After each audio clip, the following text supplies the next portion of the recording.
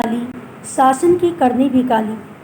कवि कहता है कि हे कोयल, तेरा रंग भी काला है और रात भी काली यानी अंधकारपूर्ण है, और ब्रिटिश सरकार के कार्य भी काले हैं। काली लहर कल्पना काली, मेरी काल कोठरी काली। इस काल कोठरी में रहते रहते मन में उठने वाली कल्पनाओं की लहरें भी काली हो गई हैं।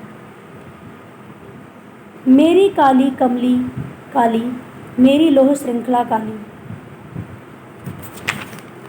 और काल कोठरी भी काली है, मेरे वस्त्र, टोपी, ओढ़नी, ये सब भी काले हैं, और जंजीरें, इन सब का रंग काला है। पहरे की हुंकृति की ब्याली, तिस पर है गाली ओ आली। और इस निराशपूर्ण वातावरण में पहरेदार की हुंकार मुझे नागिन की तरह डसने वाली लगती है। इतने घोर अत्याचारों के बाद मुझे यह गालियां भी मिलती हैं। इस काले संकट सागर पर मरने को मदमाती कोकिल बोलो तो। हे सखी कोयल, इस काले संकट रूपी सागर में तुम मरने के लिए क्यों आई हो? यहाँ तुम पर संकट रहेगा। अपने चमकीले गीतों को क्यों कर हो तैराती कोकिल बोलो तो। यहाँ अपने मधुर चमकीले गीतों को इस कारागार पर क्यों तैरा रही हो? हे कोकिल, कुछ तो बोलो।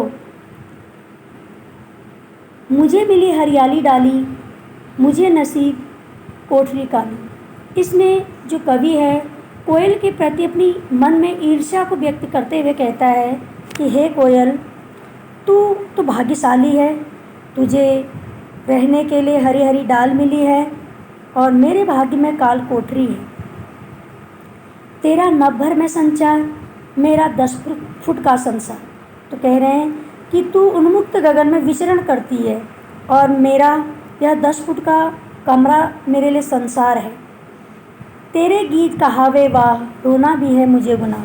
कह रहे हैं कि तेरा मधुर संगीत सुनकर संसार प्रशंसा करता है, और मुझे रोने का भी अधिकार प्राप्त नहीं है।